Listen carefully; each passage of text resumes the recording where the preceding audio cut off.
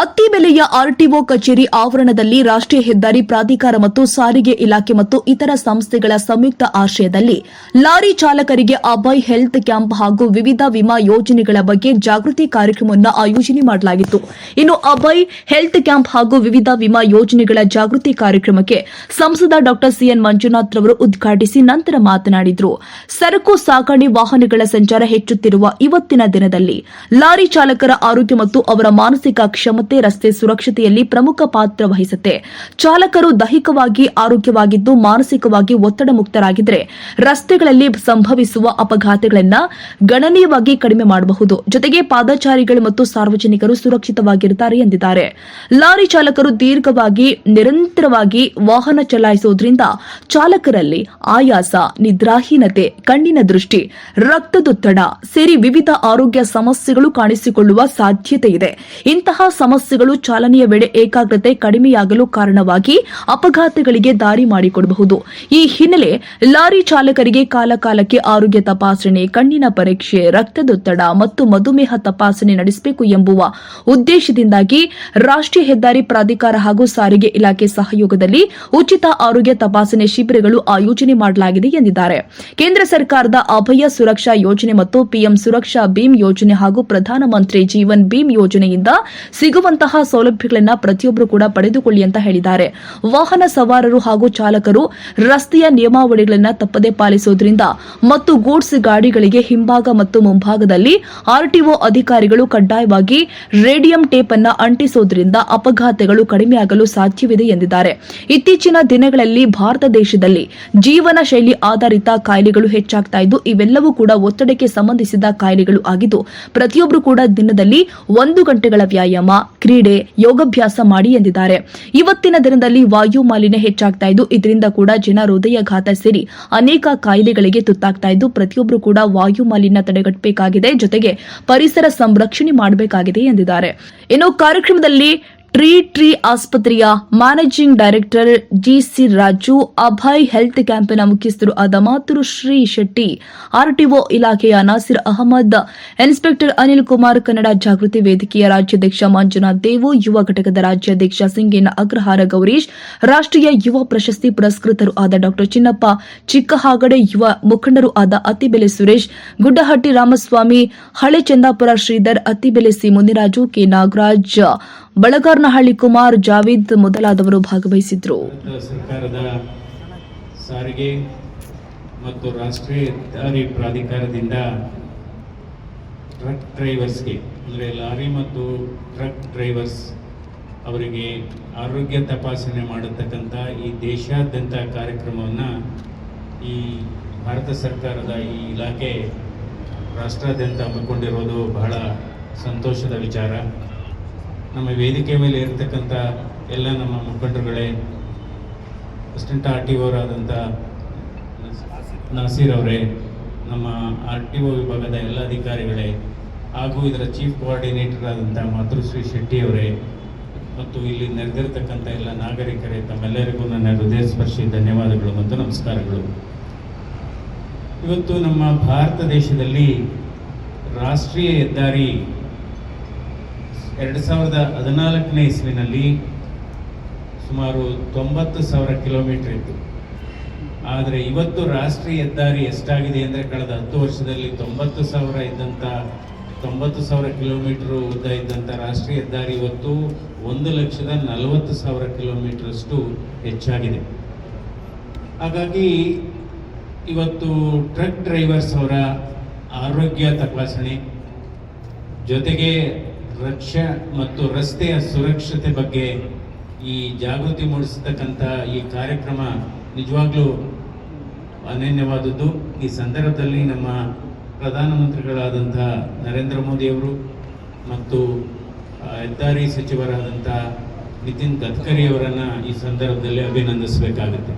ಯಾಕೆಂದರೆ truck drivers ಅವರ ಆರೋಗ್ಯ ಬಹಳ ಮುಖ್ಯ. ಯಾಕೆ ಇದು ಮುಖ್ಯ ಅಂದರೆ ಜನರ ರಕ್ಷಣೆ ಮತ್ತು ಅವರ ಆರೋಗ್ಯ ಚೆನ್ನಾಗಿದ್ದರೆ ಅಲ್ಲಿ ಪ್ರಯಾಣಿಕರ ಆರೋಗ್ಯ ಚೆನ್ನಾಗಿರುತ್ತೆ, ಪಾದಚಾರಿಗಳ ಆರೋಗ್ಯ ಕೂಡ ಸರಿ ಇರುತ್ತೆ. ಇವತ್ತು ಬೆಂಗಳೂರಿನಲ್ಲಿ 2 ಕಡೆ ಈ ರೀತಿಯ ಇವತ್ತು ಟ್ರಕ್ ಡ್ರೈವರ್ಸ್ಗೆ ಚೆಕಪ್ ಮಾಡತಕ್ಕಂಥ, ಅಂದರೆ ಇದು ಏನೇನು ಚೆಕಪ್ ಮಾಡ್ತಾರೆ ಇಲ್ಲಿ ಅಂದರೆ ಆರೋಗ್ಯದ ಒಂದು ಅವರ ಬ್ಲಡ್ ಶುಗರ್ ಚೆಕ್ ಮಾಡ್ತಾರೆ, ಮತ್ತು ಜೊತೆಗೆ ಅವರ ಬ್ಲಡ್ ಪ್ರೆಷರು, ಬ್ಲಡ್ ಶುಗರು ತಪಾಸಣೆ ಆಗುತ್ತೆ, ಜೊತೆಗೆ ಅವರ ದೃಷ್ಟಿ ಪರೀಕ್ಷೆ ಕೂಡ ಆಗುತ್ತೆ. ಅದರ ಜೊತೆಗೆ ಅವರನ್ನು ಮಾನಸಿಕವಾಗಿ, ಯಾಕೆಂದರೆ ಬಹಳ ಟ್ರಕ್ ಡ್ರೈವರ್ಸ್ ಅಂದರೆ ಬಹಳ ಮಾನಸಿಕ ಒತ್ತಡ ಇರುತ್ತೆ, ನಿದ್ರೆ ಇರಲ್ಲ, ಸರಿಯಾದ ಸಂದರ್ಭದಲ್ಲಿ ಸರಿ ಸಮಯಕ್ಕೆ ಅವರಿಗೆ ಊಟ ಮಾಡಲಿಕ್ಕಾಗೋದಿಲ್ಲ, ಸರಿಯಾಗಿ ನಿದ್ರೆ ಇರೋದಿಲ್ಲ, ಸರಿಯಾಗಿ ಸಮಯಕ್ಕೆ ಊಟ ಮಾಡೋಕ್ಕಾಗೋದಿಲ್ಲ. ಅದರಿಂದ ಇವತ್ತು ಟ್ರಕ್ ಡ್ರೈವರ್ಸ್ ಅವರ ಆರೋಗ್ಯ ಚೆನ್ನಾಗಿರಬೇಕು ಅನ್ನುವ ದೃಷ್ಟಿಯಿಂದ ಜೊತೆಗೆ ಅಪಘಾತಗಳು ಕೂಡ ಕಡಿಮೆ ಆಗಬೇಕು. ಒಂದು ಕಡೆ ಟ್ರಕ್ ಡ್ರೈವರ್ಸ್ ಅವರ ಆರೋಗ್ಯ ಚೆನ್ನಾಗಿರಬೇಕು, ಅದೇ ರೀತಿ ಈ ರಸ್ತೆಗಳ ಅಪಘಾತಗಳು ಕೂಡ ಕಡಿಮೆ ಆಗಬೇಕು ಅನ್ನೋ ಹಿನ್ನೆಲೆಯಲ್ಲಿ ಈ ಕಾರ್ಯಕ್ರಮವನ್ನು ಹಮ್ಮಿಕೊಳ್ಳಲಾಗಿದೆ. ಇಲ್ಲಿ ಐ ಚೆಕಪ್ದು ಒಂದು ವಿಶೇಷ ಏನಪ್ಪ ಅಂದರೆ, ಅವ್ರಿಗೆ ದೃಷ್ಟಿಗೆ ಏನು ದೃಷ್ಟಿ ಸಮಸ್ಯೆ ಇರುತ್ತೆ ಅದಕ್ಕೆ ಅನುಗುಣವಾಗಿ ಈ ಕನ್ನಡಕವನ್ನು ಕೇವಲ 10 ನಿಮಿಷದಲ್ಲೇ ಕೊಡ್ತಕ್ಕಂಥ ಒಂದು ವ್ಯವಸ್ಥೆ ಇದೆ. ಇದು ಅದ್ಭುತವಾದಂಥ ವ್ಯವಸ್ಥೆ. ಯಾಕೆಂದರೆ ಇಲ್ಲಿ ಚೆಕಪ್ ಪಾಯಿಂಟ್, ಈ ಟ್ರಕ್ಸ್ದು ಚೆಕ್ ಪಾಯಿಂಟ್ ಏನಿದೆ, ಸೊ ಇಲ್ಲಿ ಈ ಪ್ರತಿದಿನ ಸುಮಾರು 80ರಿಂದ 100 ಜನ ಟ್ರಕ್ ಡ್ರೈವರ್ಸ್ಗೆ ಆರೋಗ್ಯ ತಪಾಸಣೆ ಆಗುತ್ತೆ. ನಾವು 2018ರಿಂದ 2022 ಇಸ್ವಿನಲ್ಲಿ ನಾನು ಜಯದೇವ ಹೃದ್ರೋಗ ಸಂಸ್ಥೆಯಲ್ಲಿ ನಿರ್ದೇಶಕನಾಗಿದ್ದಂಥ ಸಂದರ್ಭದಲ್ಲಿ 15,000 BMTC ಡ್ರೈವರ್ಗಳಿಗೆ ಸಮಗ್ರ ಆರೋಗ್ಯ ತಪಾಸಣೆ ಮಾಡಿದ್ವಿ. ಈ ಆರೋಗ್ಯ ತಪಾಸಣೆಯಲ್ಲಿ ಬಂದಂಥ ಅಂಶಗಳೇನಪ್ಪ ಅಂದರೆ, 45% ಡ್ರೈವರ್ಸ್ಗೆ ಅಧಿಕ ರಕ್ತದ ಒತ್ತಡ ಇದೆ, 48% ಡ್ರೈವರ್ಗಳಿಗೆ ಸಕ್ಕರೆ ಕಾಯಿಲೆ ಇದೆ, ನಂತರ 10ರಿಂದ 11% ಡ್ರೈವರ್ಗಳಿಗೆ ಹೃದಯಾಘಾತ ಮತ್ತು ಹೃದಯ ಸಂಬಂಧಿ ಕಾಯಿಲೆಗಳಿದೆ, ಮತ್ತು ಒಬೆಸಿಟಿ ಅಂತ ಏನು ಹೇಳ್ತೀವಿ 50, ಯಾಕೆಂದರೆ ಅವ್ರಿಗೆ ಎಕ್ಸರ್ಸೈಸ್ ಇಲ್ಲ, ವ್ಯಾಯಾಮ ಇಲ್ಲ, ಕೇವಲ ವ್ಯಾಯಾಮ ವಾಹನಗಳಿಗೆ ವ್ಯಾಯಾಮ ಆಗುತ್ತೆ ಹೊರತು ಡ್ರೈವರ್ಗಳಿಗೆ ವ್ಯಾಯಾಮ ಇಲ್ಲ, ಅವ್ರು ಕೂತಿದ್ದ ಕಡೆನೇ ಓಡಿಸ್ಬೇಕಾಗುತ್ತೆ. ಅದರಿಂದ ಇವತ್ತು ಇನ್ನೊಂದು ಏನಕ್ಕೆ ಅವ್ರಿಗೆ ಇವತ್ತು ಎಷ್ಟೋ ಜನ ನಾವು ಮೇಲ್ನೋಟಕ್ಕೆ ಚೆನ್ನಾಗಿದ್ದೀವಿ ಅಂತೀವಿ, ಎಷ್ಟೋ ಜನರಿಗೆ BP 220, 120 ಇರುತ್ತೆ, ಯಾವುದೇ ಲಕ್ಷಣಗಳಿರಲ್ಲ. ಬ್ಲಡ್ ಶುಗರ್ 300ರಿಂದ 400 ಇರುತ್ತೆ, ಲಕ್ಷಣಗಳಿರಲ್ಲ. ಇವತ್ತು ಭಾರತ ದೇಶದಲ್ಲಿ ಈ ಜೀವನ ಶೈಲಿ ಆಧಾರಿತ ಕಾಯಿಲೆಗಳು ಬಹಳ ಹೆಚ್ಚಿದೆ. ಯಾವುದು ಜೀವನ ಶೈಲಿ ಆಧಾರಿತ ಕಾಯಿಲೆಗಳು?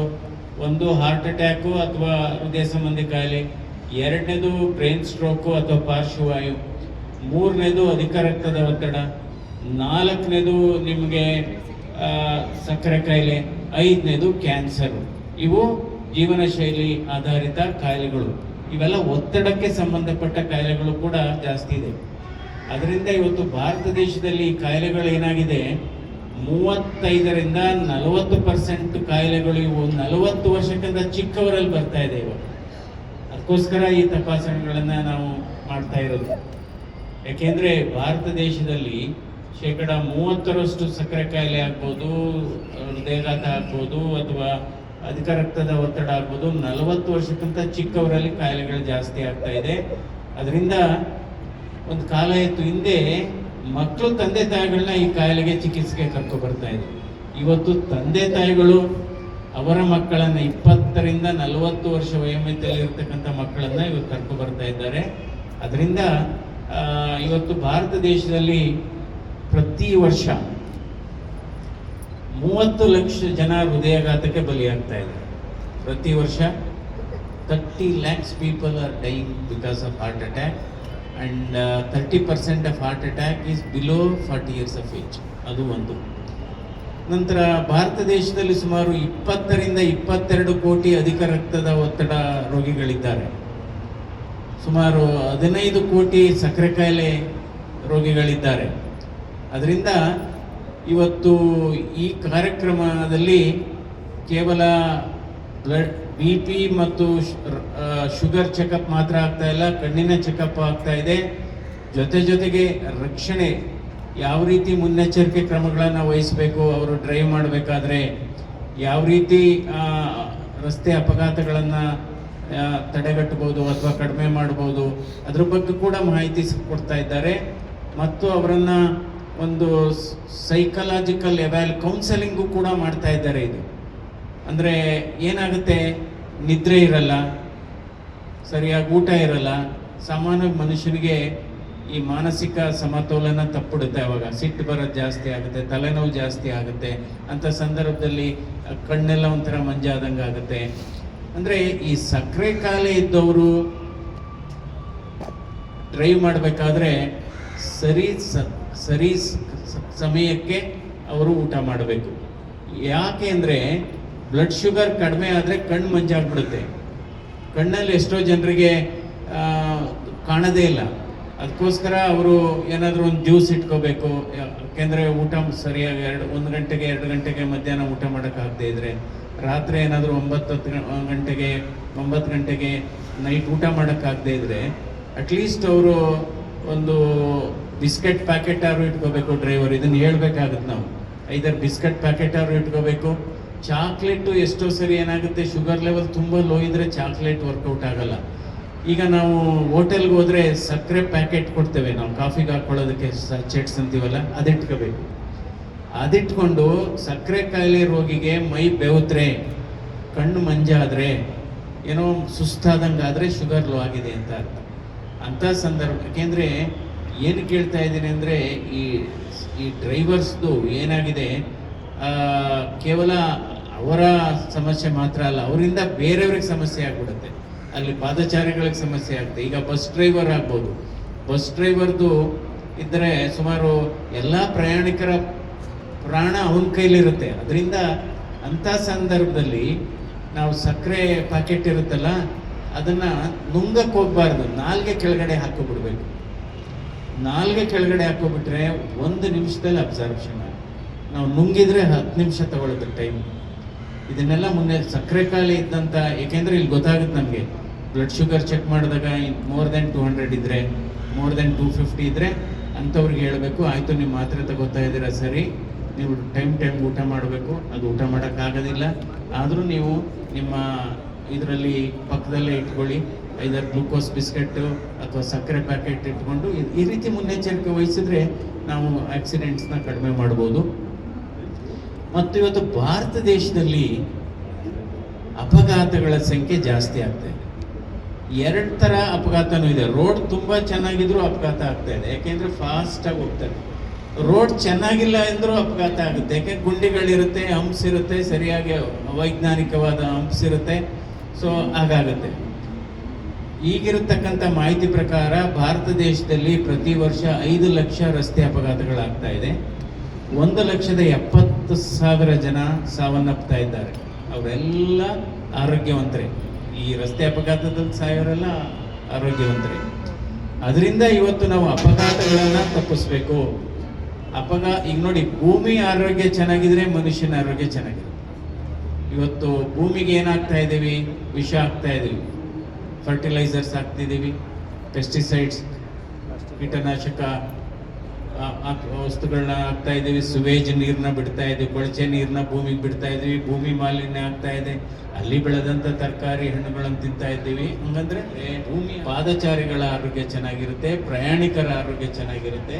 ಇದು ಬಹಳ ಮುಖ್ಯವಾದದ್ದು. ಆ ದೃಷ್ಟಿಯಿಂದ ಇದೊಂದು ನಿಜವಾಗ್ಲೂ ಬಹಳ ನಾವು ಮೆಚ್ಚುವಂಥ ಕಾರ್ಯಕ್ರಮ. ಇವತ್ತು ಸಾರಿಗೆ ಮತ್ತು ಹೆದ್ದಾರಿ ಪ್ರಾಧಿಕಾರವನ್ನು ನಿಜವಾಗ್ಲೂ ಅಭಿನಂದಿಸಬೇಕು. ಕೋಆರ್ಡಿನೇಟರ್ಸು ಇದ್ದಾರೆ, ನಮ್ಮೆಲ್ಲ ನಿಮ್ಮ ಹೆಸರು ಗೊತ್ತಾಗಲ್ಲ,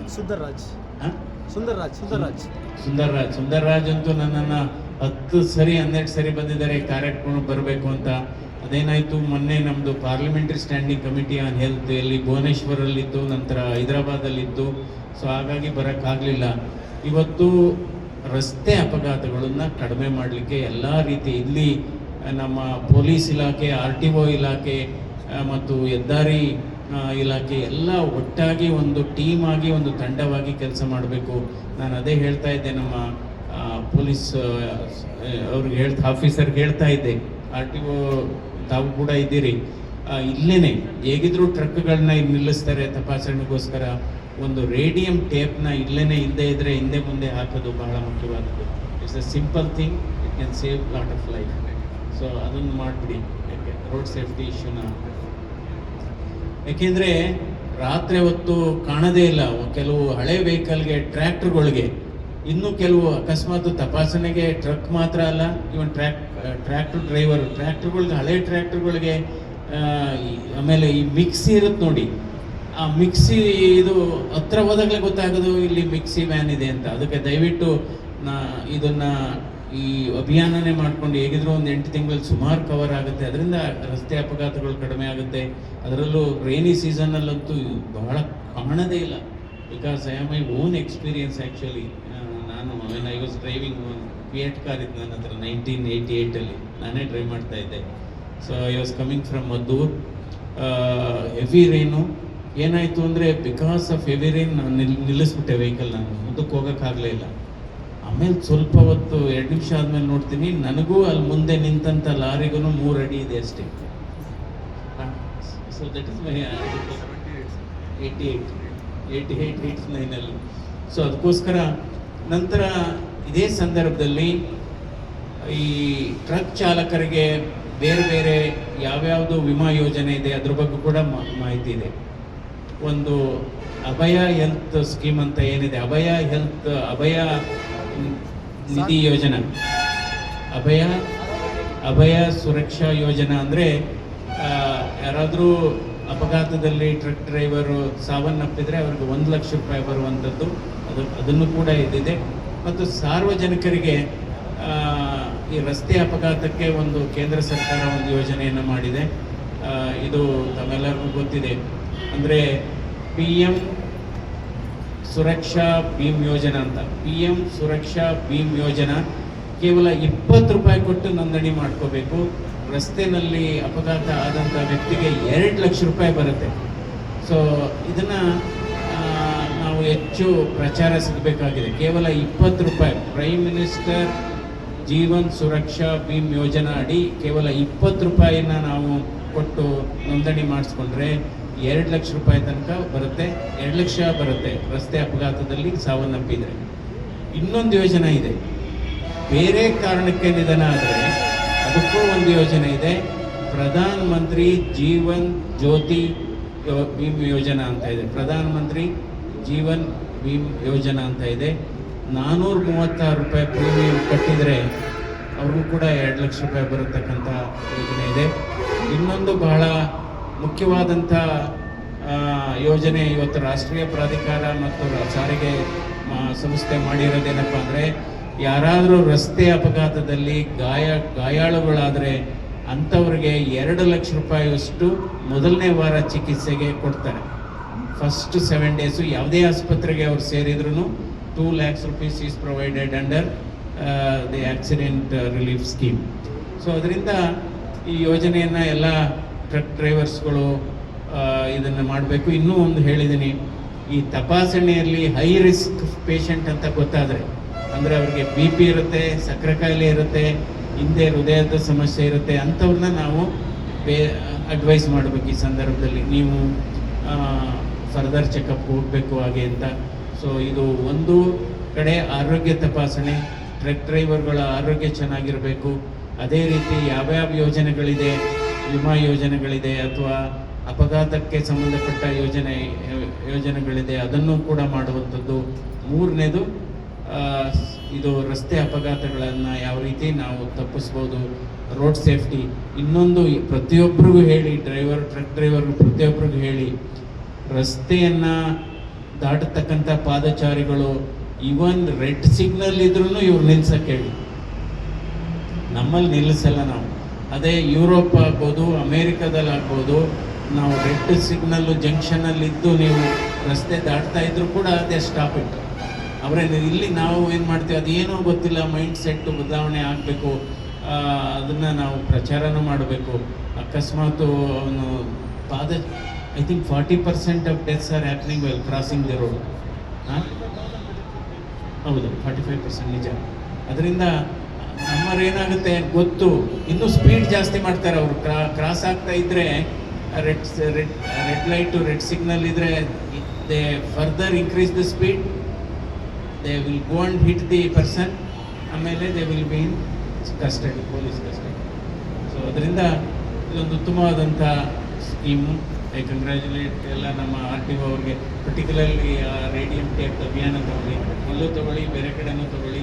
ಸೊ ನಮ್ಮೆಲ್ಲ ಪರ್ಟಿಕ್ಯುಲರ್ಲಿ ಟ್ರಕ್ ಡ್ರೈವರ್ಸು ಅಥವಾ ಯಾವುದೇ ಚಾಲಕರಾಗ್ಬೋದು, ಅಥವಾ ಇದು ಟ್ರಾಫಿಕ್ ಪೊಲೀಸೇ ಆಗ್ಬೋದು. ಟ್ರಾಫಿಕ್ ಪೊಲೀಸರು ಏನು ಹಗಲು ರಾತ್ರಿ ಯಾವಾಗಲೂ ರೋಡಲ್ಲೇ ನಿಂತಿರ್ತಾರೆ.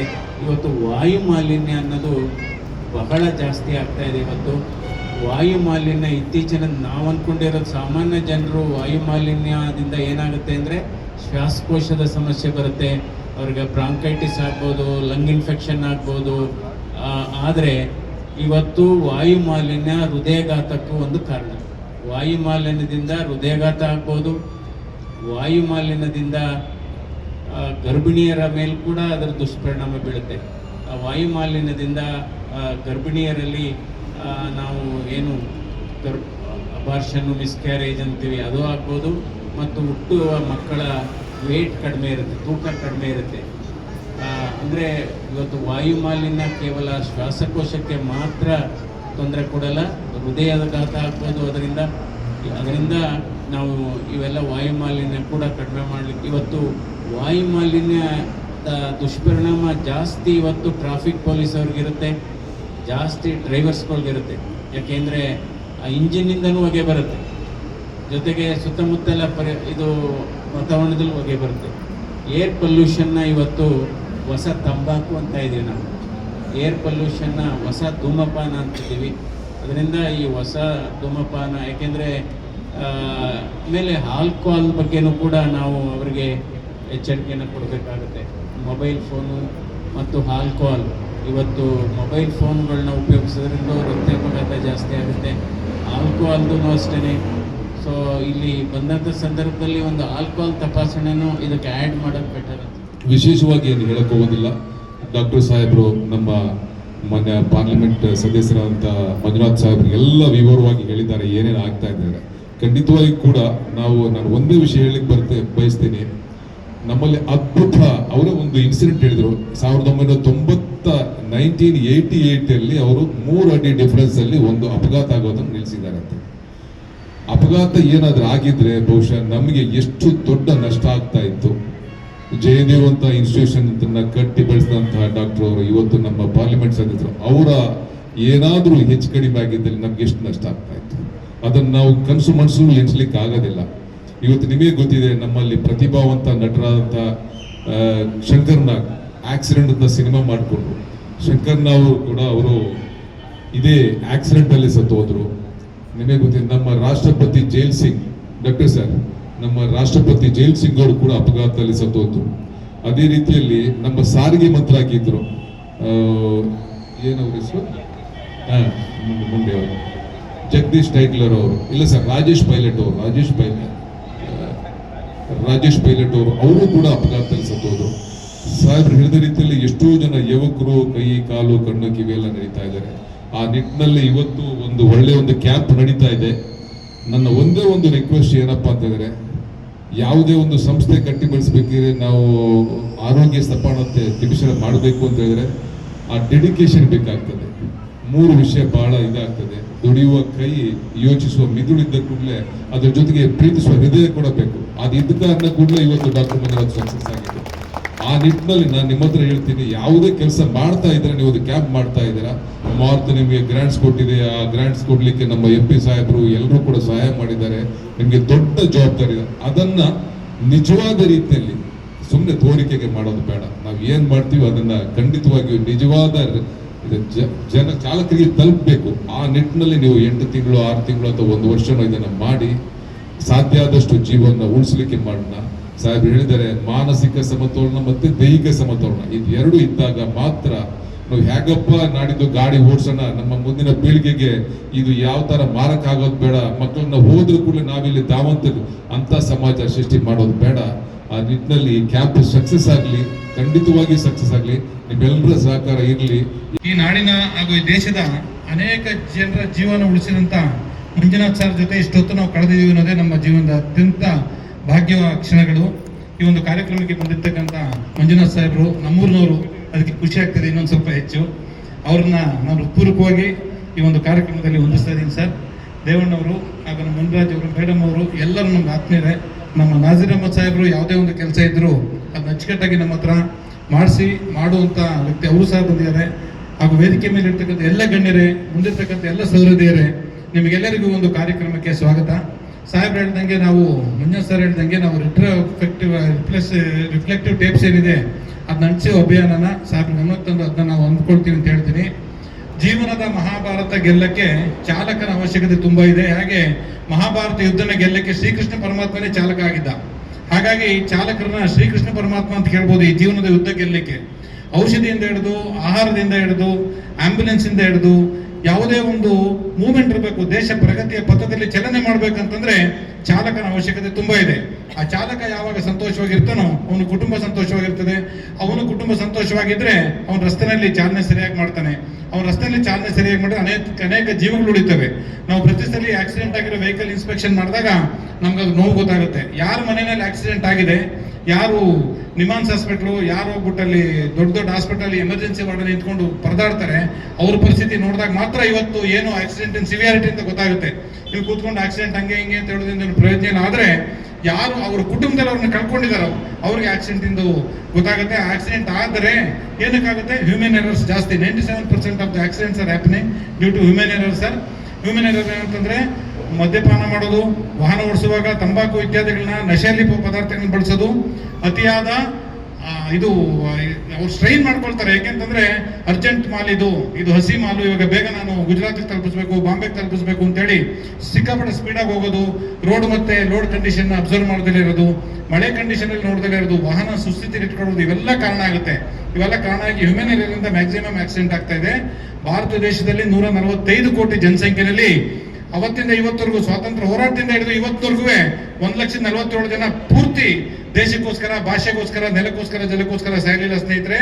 ಆದ್ರೆ ಒಂದು ವರ್ಷಕ್ಕೆ 145,000 ಜನ, 1,45,000, 1,75,000 ಜನ ಬರೀ ರಸ್ತೆನಲ್ಲಿ ಅವರ ಬೇಜವಾಬ್ದಾರಿಯಿಂದ ಅಥವಾ ನಮ್ಮ ಬೇಜವಾಬ್ದಾರಿಯಿಂದ ಸಾಯ್ತಿದ್ದಾರೆ. ಅಂದ್ರೆ ಇದಕ್ಕಿಂತ ದೊಡ್ಡ ದುರಂತ ಏನಿಲ್ಲ. ದುಡಿಯುವ ಕೈಗಳು, ತಂದೆ ತಾಯಂದ್ರು ಮಕ್ಕಳ ಮೇಲೆ ಆಶ್ರಯ ಪಟ್ಟಿರ್ತಾರೆ. ಆ ಡ್ರೈವರ್ ತಗೊಂಡೋಗಿ ಊಟ ಕೊಟ್ರೆ ಆ ಮಕ್ಕಳಿಗೆ ಜೀವನ ನಡೆಯುತ್ತೆ. ಆ ಡ್ರೈವರ್ಗಳಿಂದ ಆಕ್ಸಿಡೆಂಟ್ ಇಂದ ಡ್ರೈವರ್ ಸಹ ಅನುಭವಿಸ್ತಾನೆ. ಮೊನ್ನೆ ಒಂದು ಪಿಕ್ಚರ್ ನೋಡಿರ್ಬೋದು ನೀವು, ಸಪ್ತಸಾಗರದ ಆಚೆ ಎಲ್ಲೋ ಅಂತ. ಅದ್ರಲ್ಲಿ ಹಿಂಗೆ ಒಂದು ಆಕ್ಸಿಡೆಂಟ್ ಆಗುತ್ತೆ. ಅವನು ಯಾರ್ದೋ ಜವಾಬ್ದಾರಿ ಅವ್ನು ತಗೋತಾನೆ, ಒಬ್ಬ ಡ್ರೈವರ್ ಆಗಿ. ಜವಾಬ್ದಾರಿ ಯಾರ್ದೇ ಇರ್ಬೋದು, but accident is an accident. ಅವಾಗ ಅವ್ನು ಜೈಲಿಂದ 10 ವರ್ಷ ಆದ್ರೂ ಹೊರಗಡೆ ಬರ್ಬೇಕಾದ್ರೆ ಅವ್ನ ಲೈಫೇ ಚಿತ್ರ ಆಗಿ ಹೋಗ್ಬಿಡುತ್ತೆ. ಹಾಗಾಗಿ ಚಾಲನೆ ಅನ್ನೋದು ಒಂದು ತಪಸ್ಸಿದ್ದಂಗೆ ಇರಬೇಕು. ಯಾವುದೇ ಫೀಲ್ಡ್ ಅಲ್ಲಿ ಫೇಲ್ ಆಗಿ ಮುಂದೊಂದು ಫೀಲ್ಡ್ ಅಲ್ಲಿ ಮುಂದೆ ಬರ್ಬೋದು.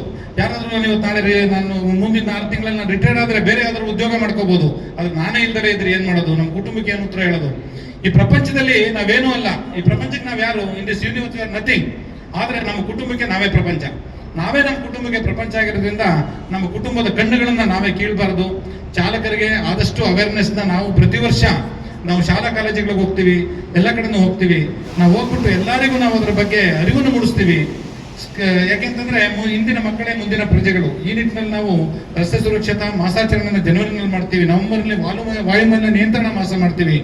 ನಮ್ಮ ಕೈಯಲ್ಲಿ ಇದೆಲ್ಲ ಮಾಡೂ ಸಹ ಇಷ್ಟೊಂದು ಆಗ್ತಾ ಇದೆ ಅಂತಂದ್ರೆ ಜನರವರೆಗೂ ಅದು ತಲುಪ್ತಾ ಇದೆಯೋ ಇಲ್ಲೋ ಅನ್ನೋದು ಗೊತ್ತಿಲ್ಲ. ಹಾಗಾಗಿ ಸಾಹೇಬ್ರು ಹೇಳ್ದಂಗೆ ಅವ್ರಿಗೂ ಇನಿಷಿಯೇಟಿವ್ ಇದೆ. ನಮ್ಮ ಕ್ಷೇತ್ರದ ಸಂಸದರು ಅವರು ಸಹ ಇನ್ನೊಂದು ಸ್ವಲ್ಪ ಒತ್ತು ಹಾಕಿ ಇದನ್ನ ಹೆಚ್ಚಿನ ಸಂಖ್ಯೆಯಲ್ಲಿ ಪ್ರತಿಯೊಂದು ಶಾಲಾ ಕಾಲೇಜುಗಳು ನಡೆಯಂಗಾಗಬೇಕು. ಶಾಲಾ ಕಾಲೇಜುಗಳಲ್ಲಿ ಇದ್ರ ಬಗ್ಗೆ ಒಂದು ಪಠ್ಯಕ್ರಮನೇ ಮಾಡೋಂಗಾಗಬೇಕು ಅಂತ ನಾನು ಸಾಹೇಬರಲ್ಲಿ ಕಳಕಳಿಯಿಂದ ಪ್ರಾರ್ಥಿಸ್ಕೋತೀನಿ. ಇವತ್ತು ಈ ಒಂದು ಕಾರ್ಯಕ್ರಮ ಏನು ಅಭಯ ಕಾರ್ಯಕ್ರಮ ಮಾಡಿದ್ದಾರೆ, ಅದಕ್ಕೆ ನಾವಿಲ್ಲಿ ಚೆಕ್ ಪೋಸ್ಟ್ ನಲ್ಲಿ ಕೆಲಸ ಮಾಡ್ತಕ್ಕಂಥ ಪ್ರತಿಯೊಬ್ಬ ಇನ್ಸ್ಪೆಕ್ಟರ್ಗಳು, ಪ್ರತಿಯೊಬ್ಬ ART ಅವರು ಸೇರ್ಕೊಂಡು ನಿಮಗೆ ಸಂಪೂರ್ಣ ಸಹಕಾರವನ್ನು ಕೊಡ್ತೀವಿ. ಜನರಿಗೆ ಆದಷ್ಟು ಸಹಾಯ ಮಾಡಿ. ಭವ್ಯ ಭಾರತ ಬೆಳಗಲಿ. ಜೈ ಹಿಂದ್, ಜೈ ಕರ್ನಾಟಕ. ಧನ್ಯವಾದ. ಅವರ ಸಹಯೋಗದಲ್ಲಿ ಒಂದು ಟ್ರಕ್ ಚಾಲಕರುಗಳಿಗೆ ಆರೋಗ್ಯ ತಪಾಸಣಾ ಶಿಬಿರವನ್ನು ಏರ್ಪಾಡು ಮಾಡಿ ಇಲ್ಲಿನ ಉದ್ದೇಶವನ್ನು ಚಾಲಕರಲ್ಲಿ ತುಂಬತಕ್ಕಂಥದ್ದು ಮತ್ತು ಅವರಲ್ಲಿ ಜಾಗೃತಿ ಮೂಡಿಸ್ತಕ್ಕಂಥ ಕೆಲಸವನ್ನು ನಮ್ಮ ಟೋಟಲಿ ಹಾಸ್ಪಿಟಲ್ನ ಮಾಲೀಕರಾದಂಥ ರಾಜು ಅವರ ನೇತೃತ್ವದಲ್ಲಿ ಇದು ನಡೀತಾ ಇದೆ. ಬಹಳ ಉಪಯುಕ್ತವಾದಂತಹ ಪ್ರಯೋಜನಕಾರಿಯಾಗಿರ್ತಕ್ಕಂಥ ಬಹು ದೊಡ್ಡ ಕಾರ್ಯಕ್ರಮ. ಇದರ ವಿಚಾರವಾಗಿ ನಮ್ಮ MP ಸಾಹೇಬರು ಬಹಳ ಸವಿಸ್ತಾರವಾಗಿ ಬಹಳ ಉಪಯುಕ್ತವಾದಂಥ ಮಾಹಿತಿಗಳನ್ನು ಕೊಟ್ಟಿದ್ದಾರೆ. ಬಹುಶಃ ಅವ್ರು ಮಾತಾಡಿದ ಮೇಲೆ ಬೇರೆ ಮಾತನಾಡೋದಕ್ಕೆ ಏನು ಉಳಿದಿಲ್ಲ ಅಂತೇಳಿ ನನ್ನ ಒಂದು ಭಾವನೆ. ಯಾಕಂದ್ರೆ ಎಷ್ಟೋ ಲಕ್ಷಾಂತರ ಹೃದಯಗಳನ್ನು ಕಾಪಾಡಿರ್ತಕ್ಕಂಥವ್ರು ಅವರು ಮಾಹಿತಿಗಳನ್ನು ಕೊಟ್ಟಾದ್ಮೇಲೆ ನಮಗೆ ಇನ್ನೇನು ಉಳಿದಿಲ್ಲ. ಆದರೂ ಸಹ ವೇದಿಕೆಯನ್ನ ಅವ್ರ ಜೊತೆಲಿ ಹಂಚ್ಕೊಳ್ಳೋದಕ್ಕೆ ನಮಗೊಂದು ಪುಣ್ಯ ಅಂತೇಳಿ ನಾನು ತಾನೇ ಭಾವಿಸ್ತೇನೆ. ನಾನು ಈ RTO ಕಚೇರಿ 1983 ನಮ್ಮೂರಿಗೆ ಬಂದಿದ್ದು ಅತ್ತಿಬೆಲೆಗೆ. 1983 ಆ ಸಂದರ್ಭದಲ್ಲಿ ನಮ್ಮ ಅತ್ತಿಬೆಲೆಗೆ ಬಂದಿದ್ದು. ಅವರಿಗೆ ಜಾಗ ಕೂಡ ಇರಲಿಲ್ಲ. ಅಲ್ಲಿ ಫಾರೆಸ್ಟ್ ಆಫೀಸ್ ಇತ್ತು, ಅದ್ರ ಜೊತೆಲಿ ಯಾವುದೋ ಒಂದು ಇಂಚಿನ ಬಿಲ್ಡಿಂಗ್ ಇತ್ತು. ಅದರಲ್ಲಿ ಇಬ್ಬರು ಅವರರ್ಧ ಇವರರ್ಧ ಹಂಚ್ಕೊಂಡು ಕೆಲಸ ಮಾಡ್ತಿದ್ರು. ಆ ಸಂದರ್ಭದಿಂದ ನಾನು RTO ಅವ್ರ ಬಗ್ಗೆ ನಾನು ಬಹಳ ಚೆನ್ನಾಗಿ ಬಲ್ಲೆ. ಬಹುಶಃ ಹೆಚ್ಚು ಕಡಿಮೆ 43 ವರ್ಷ ಅಂದಿನಿಂದ ಇಂದಿನವರೆಗೂ ಅವಿನಾವ ಭಾವ ಸಂಬಂಧವನ್ನು ನಾನು ಇಟ್ಕೊಂಡಿದ್ದೇನೆ. ಇಲ್ಲಿ ಚಾಲಕರು ಏನೆಲ್ಲ ಕಷ್ಟಗಳನ್ನು ಅನುಭವಿಸಬಹುದು. ಈಗಾಗಲೇ ನಮ್ಮ ಡಾಕ್ಟರ್ ಸಾಹೇಬ್ ಹೇಳಿದ್ದಾರೆ ಆ ವಿಚಾರವಾಗಿ.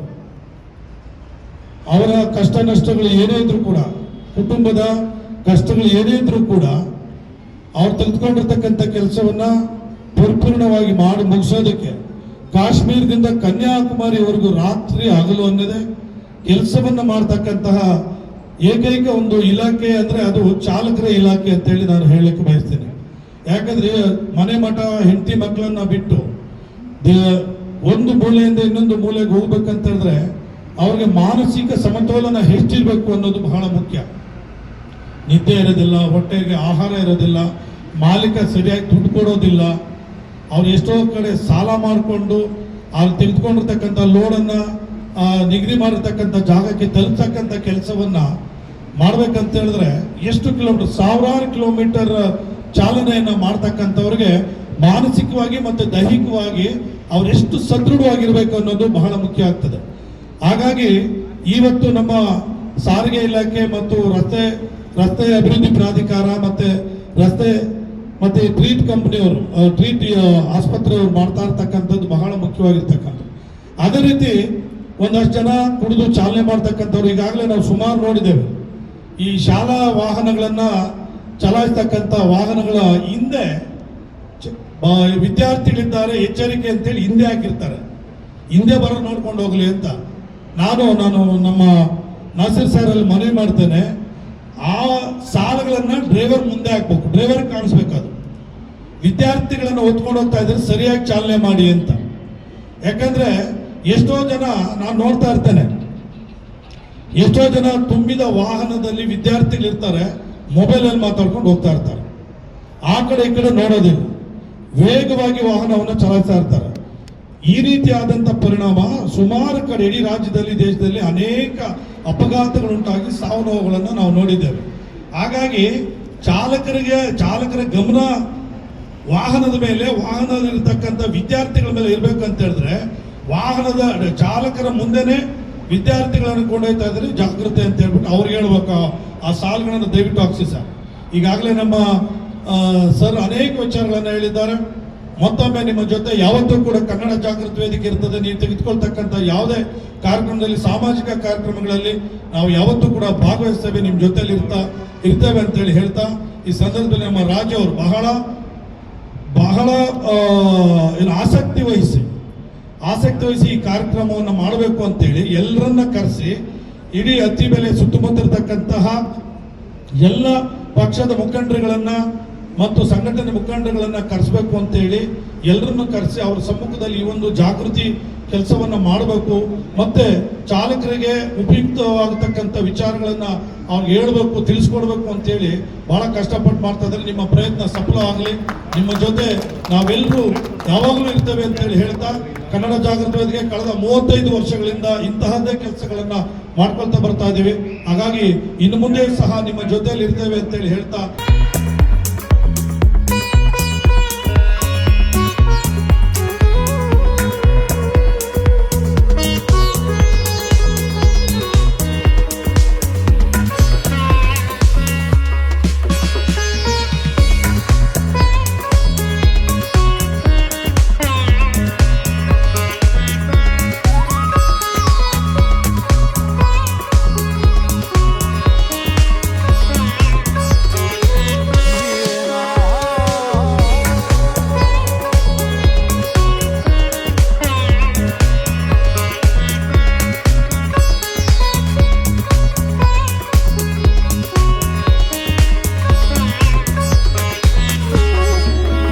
ನಾಡಿನ ಸಮಸ್ತ ಜನತೆಗೆ ವರಮಹಾಲಕ್ಷ್ಮಿ ಹಬ್ಬದ ಶುಭಾಶಯಗಳು ಹೇಳ್ತಾ, ಇವತ್ತು ನಮ್ಮ ಆನೇಕಲ್ ವಿಧಾನಸಭಾ ಕ್ಷೇತ್ರದ ಅತ್ತಿಬೆಲೆ ಚೆಕ್ ಪೋಸ್ಟ್ ಬಳಿ ಒಂದು ವಿನೂತನವಾಗಿ ಭಾಳ ವಿಶಿಷ್ಟವಾಗಿ ಒಂದು ಕಾರ್ಯಕ್ರಮವನ್ನು ಆಯೋಜನೆ ಮಾಡಿದ್ದಂಥ ನಮ್ಮ ರಾಜು ಅವರು.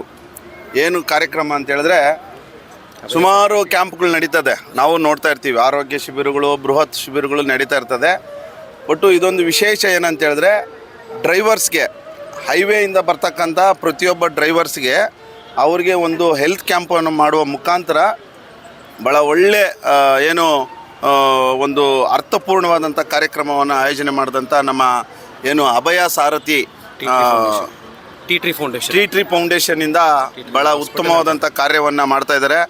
ಯಾಕಂದರೆ ಮೊದಲಿಗೆ ಹೆಲ್ತ್ ನೋಡ್ಕೋಬೇಕು, ಆರೋಗ್ಯನೇ ದೊಡ್ಡ ಭಾಗ್ಯ ಅಂತ ನಾನು ಹೇಳಲಿಕ್ಕೆ ಬಯಸ್ತೀನಿ. ಅಂತಹ ನಿಟ್ಟಿನಲ್ಲಿ ನಮ್ಮ ರಾಜು ಅವರು ಇಲ್ಲಿ ನಮ್ಮ ಮೂಲತಃ ಅತ್ತಿಬೆಲೆ ಅವರೆಲ್ಲ ಮುಖಂಡರುಗಳನ್ನ ಕರೆಸಿ ಇವತ್ತು MP ಸಾಹೇಬರು ಬಂದು ಇನಾಗ್ರೇಷನ್ ಮಾಡಿದ್ದಾರೆ. ನಮ್ಮ MLA ಅವರು ಸಹ ಬರಬೇಕಾಗಿತ್ತು, ಅವರು ಸೆಷನ್ ಇರೋದರಿಂದ ಅಲ್ಲಿಗೆ ತ್ವರಿತವಾಗಿ ಹೊರಟುಬಿಟ್ರು. ವಿಶೇಷವಾಗಿ ನಮ್ಮ ಕನ್ನಡ ಜಾಗೃತಿ ವೇದಿಕೆಯ ರಾಜ್ಯಾಧ್ಯಕ್ಷರಾದಂಥ ಮಂಜುನಾಥ್ ದೇವಣ್ಣವರು, ನಮ್ಮ ರಾಮಸ್ವಾಮಿ ಅವರು, ಕುಮಾರ್ ಅವರು, ಮತ್ತು ಶ್ರೀಧರ್ ಸರ್ ಅವರು, ಮತ್ತು ಎಲ್ಲ ರಾಜು ಅವರ ಟೀಮ್ಗೆ ನಾನು ಮೊದಲನೇದಾಗಿ ಅವರಿಗೆ ಅಭಿನಂದನೆಗಳನ್ನ ಹೇಳ್ತೀನಿ. ಯಾಕಂತ ಹೇಳಿದ್ರೆ ಇಂತಹ ಕಾರ್ಯಕ್ರಮಗಳನ್ನ ಮಾಡಬೇಕು. ಬರೀ ನಾವು ಸ್ವಾರ್ಥ ನಮ್ಮನ್ನು ನಾವು ನೋಡ್ಕೊಬಾರ್ದು.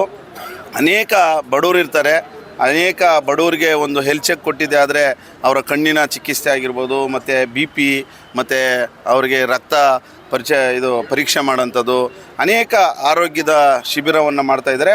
ಇದು ಬರೀ ಒಂದು ದಿನದ ಮಟ್ಟಿಗೆ ಅಲ್ಲ, ಸುಮಾರು ಎಷ್ಟು ದಿನ, ಒಂದು ವರ್ಷ ಸತತವಾಗಿ ಇಲ್ಲಿ ಕ್ಯಾಂಪ್ ನಡೀತಾ ಇರ್ತದೆ.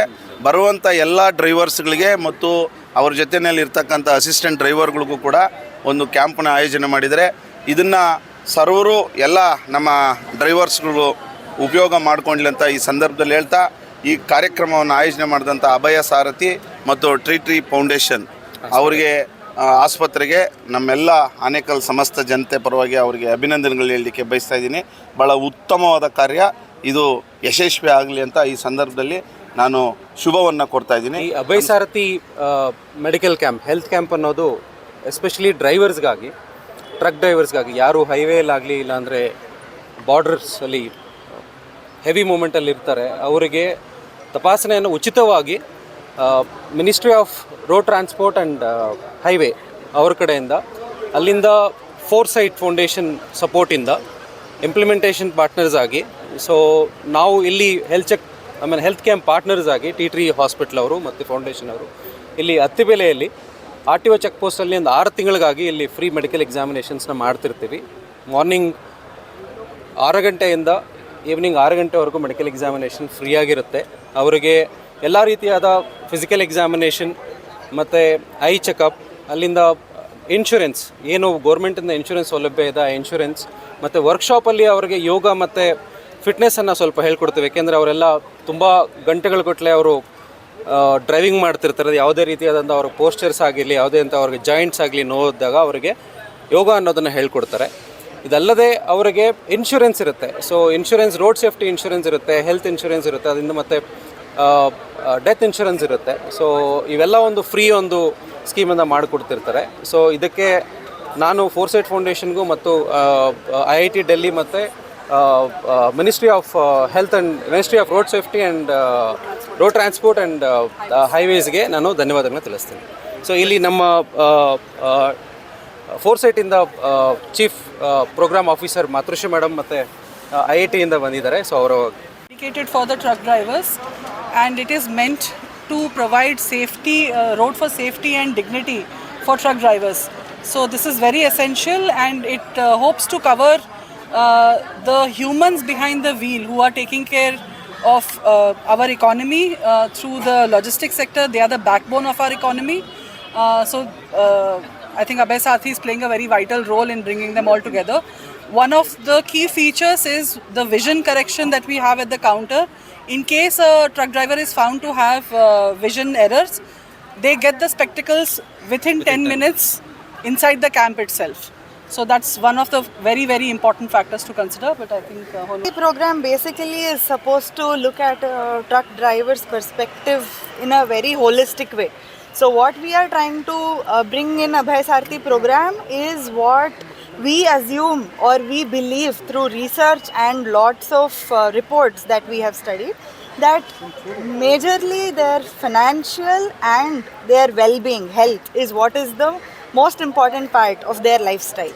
So to cover all of it together, aligning the program with road safety, we are looking at a truck driver's perspective where we provide them with a holistic care at our program. So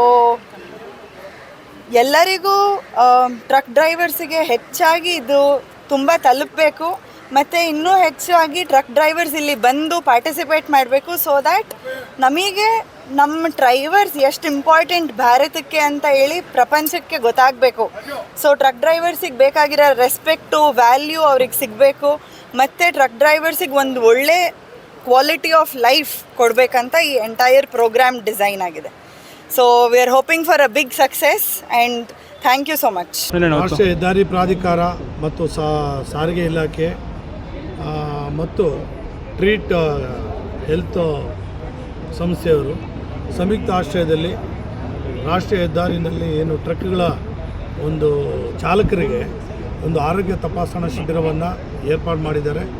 ಈ ಆರೋಗ್ಯ ತಪಾಸಣಾ ಶಿಬಿರ ಹೆಚ್ಚು ಕಡಿಮೆ 6 ತಿಂಗಳು ನಡೆಯುತ್ತೆ ಅಂತೇಳಿ ಹೇಳಿದ್ದಾರೆ.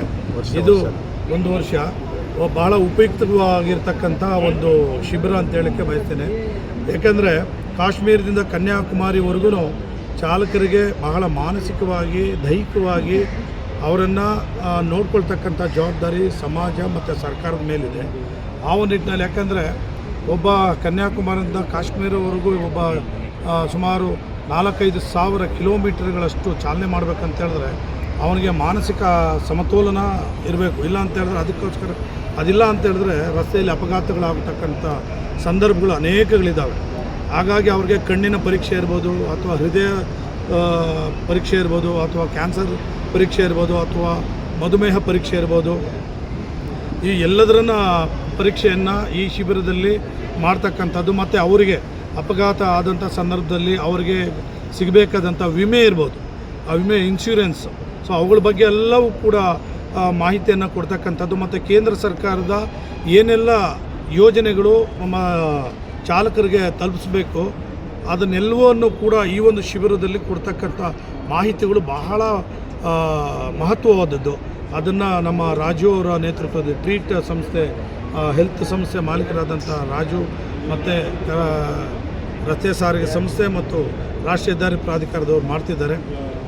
ಹಾಗಾಗಿ ಈ ಒಂದು ಶಿಬಿರ ಯಶಸ್ವಿಯಾಗಲಿ, ಇದರ ಪ್ರತಿಫಲವನ್ನು, ಇದರ ಪ್ರಯೋಜನವನ್ನು ಎಲ್ಲ ಚಾಲಕರು ಪಡ್ಕೋಬೇಕು. ಯಾಕಂದರೆ ಕರ್ನಾಟಕ, ತಮಿಳುನಾಡು ರಾಷ್ಟ್ರೀಯ ಹೆದ್ದಾರಿ ಇರೋದರಿಂದ, ಸೊ ಹಾಗಾಗಿ ಇಲ್ಲಿ ಸಾವಿರಾರು ವಾಹನಗಳು ಪ್ರತಿನಿತ್ಯ ಸಂಚರಿಸ್ತಾ ಇರೋದರಿಂದ ಇಲ್ಲಿ ಚೆಕ್ ಪೋಸ್ಟ್ ತಪಾಸಣಾ ಸಾರಿಗೆ ಇಲಾಖೆ ತಪಾಸಣಾ ಕೇಂದ್ರ ಇಲ್ಲಿರೋದ್ರಿಂದ ಒಳಕ್ಕೆ ಸಾವಿರಾರು ಸಂಖ್ಯೆಯಲ್ಲಿ ಪ್ರತಿನಿತ್ಯ ಬರ್ತದೆ.